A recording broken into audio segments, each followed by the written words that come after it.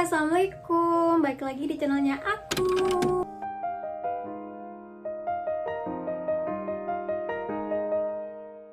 Buat kalian yang baru di sini, halo, kenalin, namaku Frida. Aku adalah mahasiswa profesi apoteker di Universitas Pajajaran. Buat kalian yang belum nonton video aku yang part satunya, kalian bisa langsung nonton dulu video itu karena di situ aku jelasin tentang persyaratan pendaftaran, persiapannya kayak gimana, dan tips and trick untuk nyiapin berkasnya kayak gitu.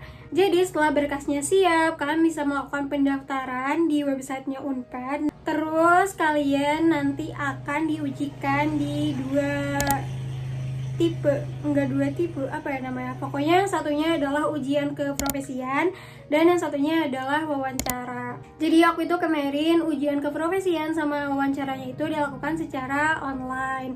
Jadi nanti tuh kayak ada konfirmasi gitu dari ketua pelaksana atau panitia penyelenggara pendaftaran profesi ini.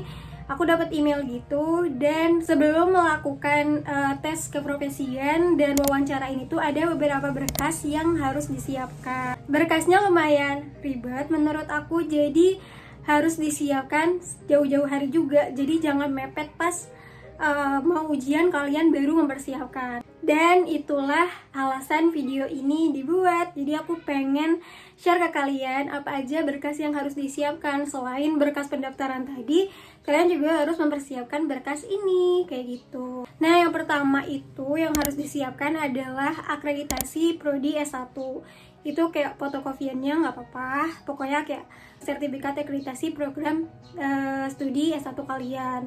Yang kedua, ijazah dan transkrip. Itu kalau aku pas online itu yang asli, ditunjukin pas wawancara nantinya. Yang ketiga adalah surat rekomendasi. Nah, surat rekomendasi ini diminta kemana? Ini dari dekan atau ketua prodi di program studi S1 kalian kayak gitu. Kalau kemarin aku sendiri itu minta dari ketua program studi aku di UIN Malang kayak gitu. Yang keempat itu ada MOU. MOU itu kayak surat perjanjian gitu, kerjasama antara prodi S1 kalian sama Unpad. Ini sebenarnya opsional, jadi kalau misalnya S1 kalian belum ada kerjasama sama Unpad itu kayak nggak masalah. Tapi kalau misalnya udah ada kerjasama, itu tuh kayak menjadi poin plus gitu buat kalian. Aku sendiri kemarin karena UIN Malang punya MOU-nya, jadi aku ngelampirin kayak gitu. Yang kelima adalah surat tes buta warna. Nah, kenapa aku bilang persyaratan itu juga kayak nggak gampang, karena kan tes buta warna tuh juga perlu waktu, kita kan perlu ke rumah sakit gitu. Dan tes buta warna itu harus di spesialis, jadi kayak nggak bisa di puskesmas gitu, itu setahu aku ya. Tapi pas kemarin aku tanyain temen aku, dia tuh juga nggak apa-apa gitu loh pas tes di puskesmas. Tapi dipastiin lagi nanti kalau misalnya kalian jadi daftar ke Unpad, nanti dipastiin lagi bisa di puskesmas atau harus di spesialis.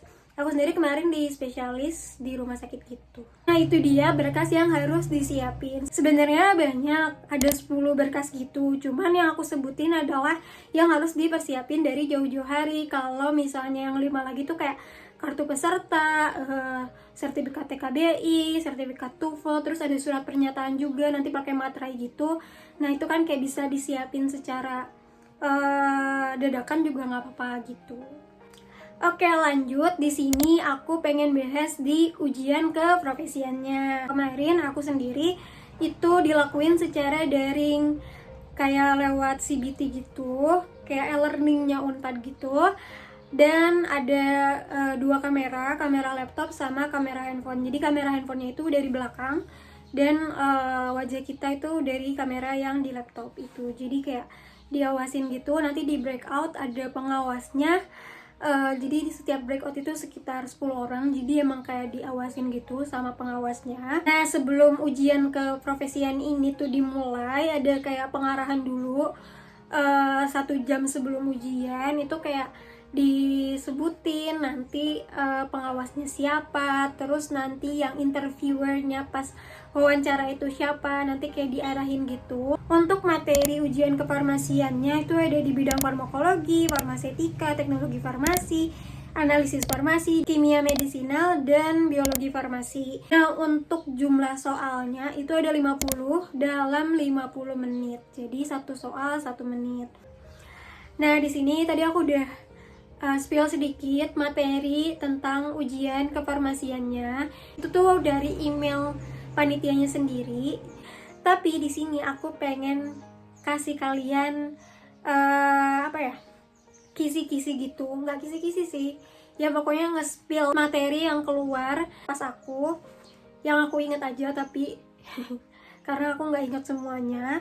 Semoga ini kayak bisa menjadi acuan atau kayak batasan kalian, oh aku harus belajar ini kayak gitu. Nah, jadi kemarin itu aku materi yang banyak keluar itu lebih ke non klinisnya, jadi yang keluar itu lebih banyak ke pharmaceutical science kayak gitu. Yang paling banyak keluar itu adalah di kimia analisis. Jadi yang keluar kemarin itu KCKT, kayak parameter kualitatif dan kuantitatifnya. Terus ada KLT juga, kayak RF gitu. Terus ada spektrofotometri, UV-Vis. Terus ada metode analisis juga, kalian belajar aja semuanya kayak presisi, terus akurasi yang kayak gitu. Terus titrasi juga itu banyak keluar. Kemarin aku yang keluar ada kompleksometri sama argentometri kalau nggak salah. Terus ada gugus fungsi juga. Terus ada reaksi kimia juga. Nah, itu untuk kimia analisisnya. Terus ada biologi farmasi, itu kayak masih pharmaceutical science. Nah, yang keluar itu kemarin banyak banget, lumayan, kayak nama latin, terus metabolit sekundernya apa, bagian tanamannya apa, terus khasiatnya apa. Itu kayak sekitar 3-4 soal yang keluar. Terus yang keluar juga itu adalah identifikasi metabolit sekundernya. Selanjutnya ada di teknologi farmasinya. Ini yang keluar tuh gak banyak.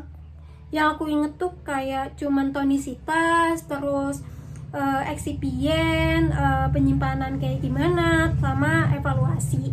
Nah, kemarin tuh yang keluar loss on drying gitu. Nah, kalian bisa belajar evaluasi yang lainnya. Nah, selanjutnya untuk farmasetika, di sini tuh kemarin yang keluar ada bahasa Latinnya, terus resep, jadi kayak komponen resepnya gitu. Yang ketiga ada dosis dan perhitungan bahan. Selanjutnya ada di klinisnya. Jadi kemarin tuh kayak bisa kehitung lah soal klinis ini. Kemarin yang keluar ada di swamedikasi, terus konseling. Buat yang klinisnya banget itu tuh ada di anti hiperlipidemia, anti hipertensi, sama di pernafasan kayak gitu. Dan yang terakhir untuk farmakokinetik. Nah, farmakokinetik ini tuh yang keluar adalah waktu paru kemarin aku. Nah, jadi mungkin itu untuk ujian kefarmasiannya atau ujian keprofesiannya. Oke, selanjutnya aku pengen bahas ke wawancaranya, karena kemarin itu aku langsung, jadi habis ujian keprofesian itu tuh langsung wawancara kayak gitu. Jadi selesai ujian jam 9, jam 10 itu udah start mulai wawancara kayak gitu. Nah, untuk wawancaranya sendiri tuh kayak dikasih waktu selama 20 menit. Tapi kemarin aku kayak lebih singkat gitu, sekitar 10 menitan, bener-bener singkat banget, kayak cuma sebentar aja gitu. Aku merasanya sebentar sih kayak gitu. Dan untuk pengujinya ini tuh dikasih taunya itu ketika briefing di awal tadi, sebelum ujian keprofesian dan sebelum wawancara kayak gitu. Nah, untuk apa aja sih yang ditanyain pas wawancara ini? Itu kayak pengalaman aku kemarin, dan ada juga pengalaman temen aku dan kakak tingkat aku sebelumnya. Jadi ini aku kumpulin buat kalian, siapa tahu kalian mau mempersiapkan pertanyaan ini juga. Nah, untuk aku sendiri kemarin itu cuma dapet sedikit pertanyaannya. Jadi aku cuma diminta untuk menunjukkan sertifikat TPA dan tukul aku. Terus yang kedua adalah perkenalan diri, minat dan motivasi aku, sama cita-cita juga.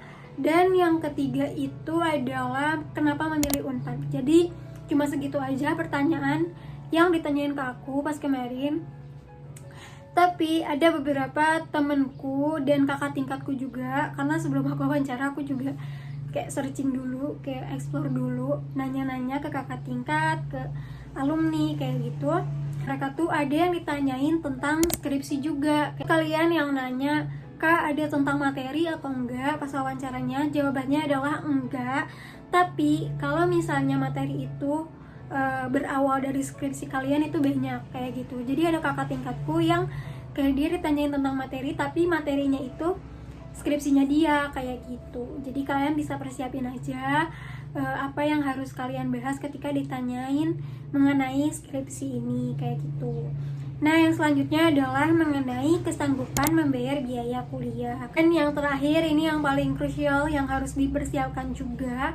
Nah, untuk aku sendiri kemarin wawancaranya itu pakai bahasa Indonesia, tapi ada beberapa temanku dan kakak tingkatku juga itu ditanyain in English.